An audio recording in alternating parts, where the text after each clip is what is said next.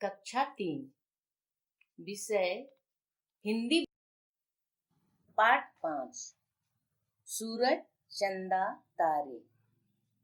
सुप्रभात बच्चों। प्रस्तुत पाठ सूरज चंदा तारे पृथ्वी और समुद्र की है, जो एक मनोरंजक कहानी है। यह कहानी दादी माँ ने चिंकी और दीपू को सुनाया था।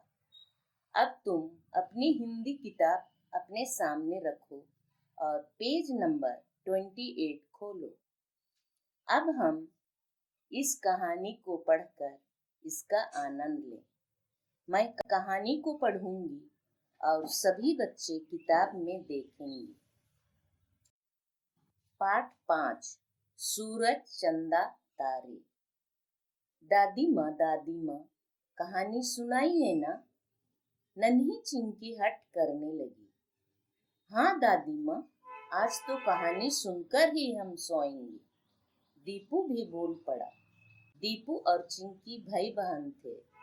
दादी जी आज ही गांव से आई थीं। जब से दादी जी आई हैं, बच्चे उनके आसपास ही मंडरा रहे हैं। पोते पोती के हट के आगे उनकी एक न चली। सफर की थकान मिटी नहीं थी, किंतु बच्चों के प्यार के आगे झुकना ही पड़ा। उन्होंने कहानी सुनाना प्रारंभ किया। करोड़ों वर्ष पहले की बात है। तब धरती पर मनुष्य पैदा भी नहीं हुआ था। धरती थी और समुद्र था। लोग कहते हैं कि तब सूरज और चंदा साथ साथ धरती पर ही रहते थे। सूरज की गर्मी से जब समुद्र का जल तप जाता तो दोनों में नोक झोंक होती। तब चंदा समुद्र के जल को शीतल कर देता। एक दिन तो हद ही हो गई। सूरज की गर्मी से समुद्र का जल उबलने लगा। इससे समुद्र क्रोधित हो उठा और उसने मन ही मन ठान लिया कि आज वह सूरज को डुबाकर ही दम लेगा। वह सूरज की ओर लपका। अब आगे आगे सूरज और चंदा, पीछे पीछे गड़गड़ करता समुद्र। धरती पर चारों ओर जल ही जल भर गया तो सूरज और चंदा पेड़ पर चढ़ गए। पर समुद्र कहाँ मान वाला था। वह भी पेड़ पर चढ़ने लगा। बेचारे सूरज और चंदा क्या करते। उन्होंने आकाश की ओर देखा। वह स्थान उन्हें सुरक्षित लगा। दोनों जा पहुंचे।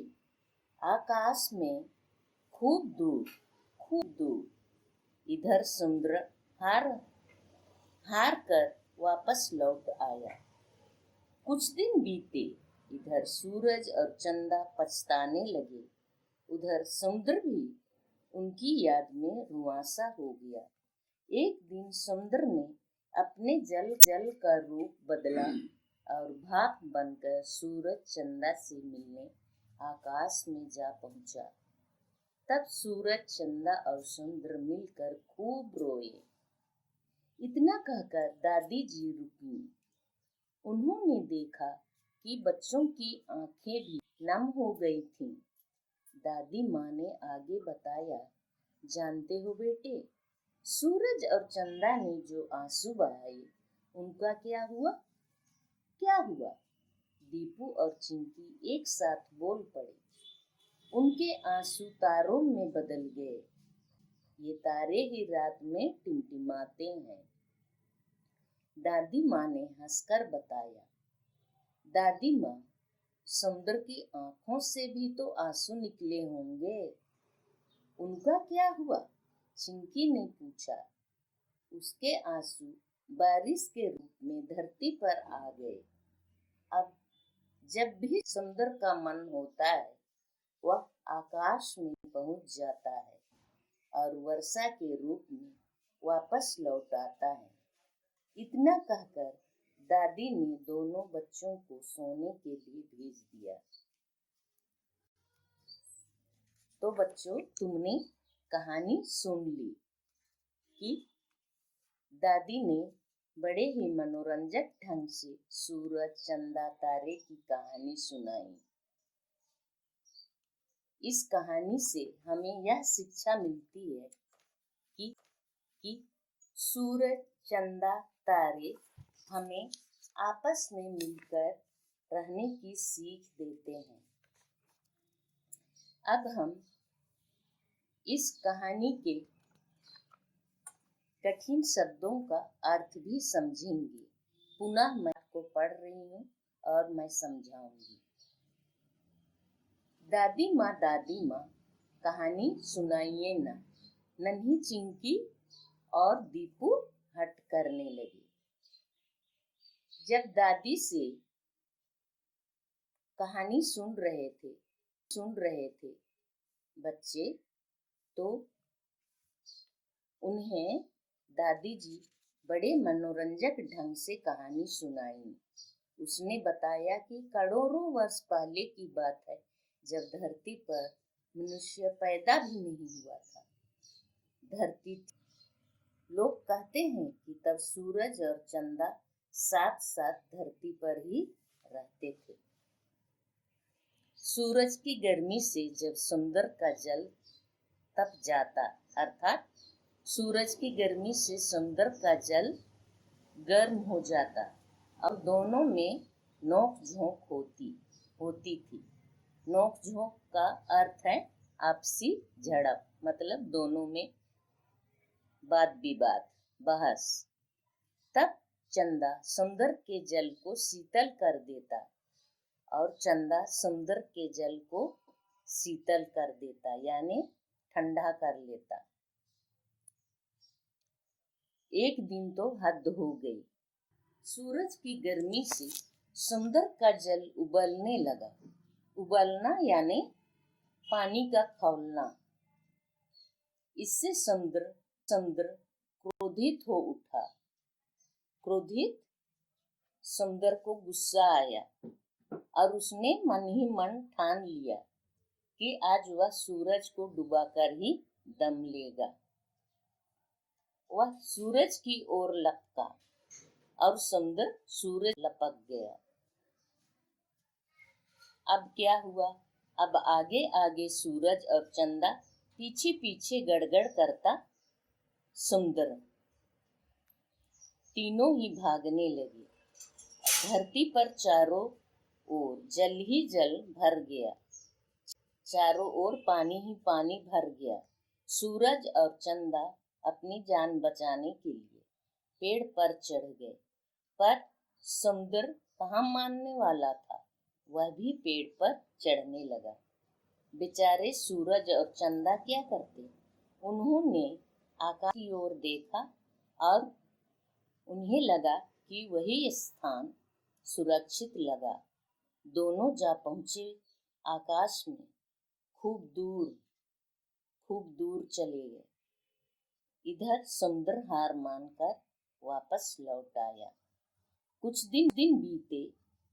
उधर सूरज और चंदा पछताने लगा। उधर समुद्र भी उनकी याद में रुआंसा हो गया। रुआंसा का शब्दार्थ है रोने जैसा।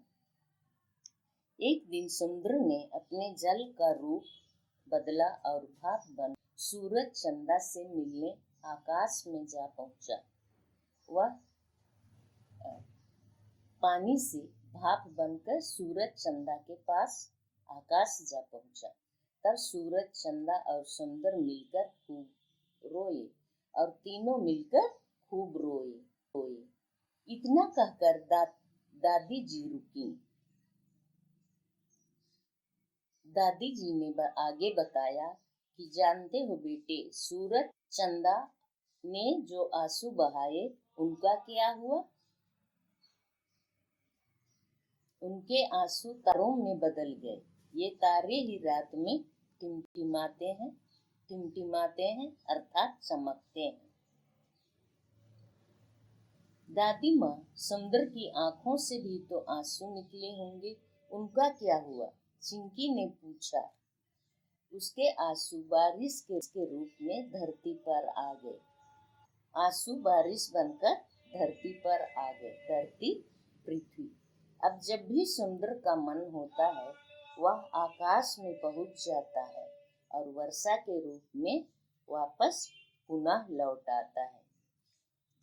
तो बच्चों, तुमने यह कहानी सुन लिया। आज हम इस कहानी में आए कठिन शब्दों का शब्दार्थ पढ़ लिए और अभी इसे मैं पुनः समझा रही हूँ। शब्दार्थ: हठ, जिद। हठ का शब्दार्थ है जिद। मंडराना, आसपास चक्कर लगाना। तपना, गरम होना। नोक झोंक, झड़प। शीतल, ठंडा। रुआंसा, रोने जैसा। सीख का शब्दार्थ है शिक्षा। धरती का शब्दार्थ है पृथ्वी। क्रोधित का शब्दार्थ है गुस्सा। सुरक्षित। सुरक्षित का शब्दार्थ है जो ऐसी स्थिति में हो कि उसकी कोई हानि ना हो सके, अर्थात हिफाजत, उसकी रखवाली करना। प्रारंभ। प्रारंभ का शब्दार्थ है शुरू। बच्चों, पाठ की शेष पढ़ाई एवं कार्य अगले दिन पूरी की। अब हम गृह कार्य से संबंधित कार्य करेंगे। गृह कार्य में जो दिया जा रहा है कॉपी में डेट लिखकर करोगे। पहला क्वेश्चन है, दिए गए शब्दों को पढ़ें और दो बार उसे अपनी हिंदी कॉपी में लिखें। जो कठिन शब्द दिए जा रहे हैं उसे अपनी हिंदी कॉपी में दो बार लिखना है। दूसरा क्वेश्चन है, शब्दार्थ पढ़ें और हिंदी कॉपी में लिखें। शब्दार्थ को भी अपनी हिंदी कॉपी में लिखना है। पहले उसे पढ़ लेना है, फिर उसे कॉपी में लिखनी है। तीसरा, पाठ को पुनः पढ़ें और प्रश्न खा पेज नंबर 31 हिंदी किताब में ही करें। इस कार्य को हिंदी कॉपी में ही करना है। क्वेश्चन है, सही उत्तर के सामने सही चिन्ह का निशान लगाइए।